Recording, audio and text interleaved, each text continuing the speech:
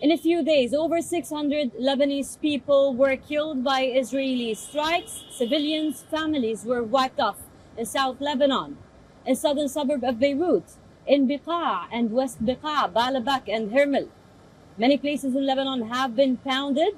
And also on the other side, Hezbollah says it struck intelligence bases, military bases for the Israelis. And the Iraqis as well have hit with their missiles, and also the Yemenis.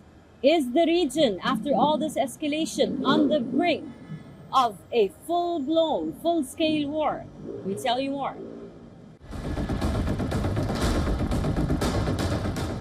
Almost a year after launching its war on Gaza, Israel has shifted its focus to the Lebanese Hezbollah group.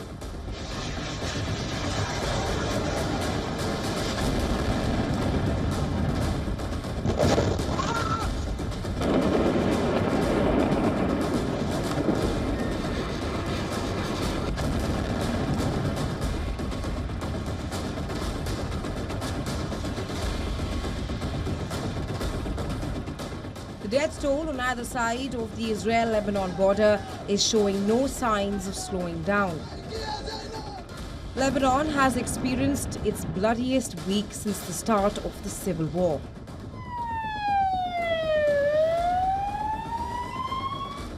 With the death toll nearing 700 and over 30,000 people fleeing from border towns in southern Lebanon, world powers are concerned that the Hezbollah-Israel war might turn into a full-blown regional war. Israeli Prime Minister Benjamin Netanyahu is hell-bent on his promise to return displaced Israelis to their homes in the north.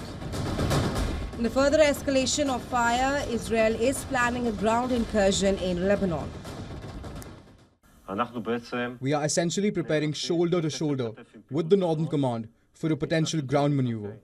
We are preparing for its activation if there is a decision from more senior ranks.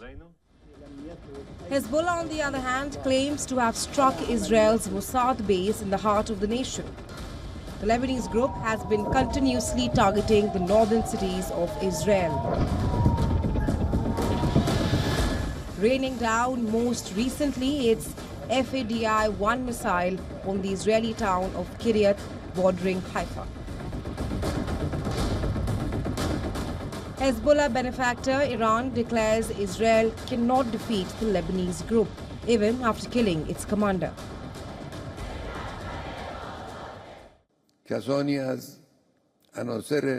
Of course, the loss of a person, especially if he is a commander and has a history of jihad, is a loss. There is no doubt about it. Therefore, they've won so far. And by God's grace and power, the final victory in this battle belongs to the resistance and the Hezbollah front. Global powers, including US, UK and EU nations, have called for a 21-day ceasefire across the Israel-Lebanon border. I think it would be a mistake for the Prime Minister of Israel to refuse a ceasefire proposal because he would take on the responsibility of a regional escalation, but of an escalation beyond what anyone could control. I call on Israel and Hezbollah, stop the violence. Step back from the brink. We need to see an immediate ceasefire to provide space for a diplomatic settlement. And we are working with all partners to that end. Amid the escalation in the region, Iran's axis of resistance has vowed to support the Hezbollah group.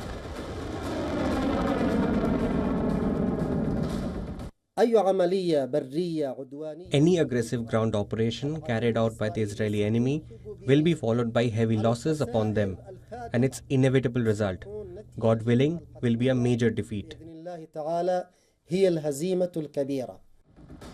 With an imminent threat of Israel's ground incursion in Lebanon and a replay of the 2006 scenario, the pressing situation remains. Will Israel act on its warnings or limit its attacks in the near future? Almost a year-long war on Gaza has already put a huge strain on the Israeli economy, military and society. Tens of thousands of Israeli reservists have been called up various times by the military. taking them away from their jobs and their families. Israeli society is divided on the strategy being pursued by the government, with many calling for a focus on the release of the captives held in Gaza rather than the defeat of Hamas.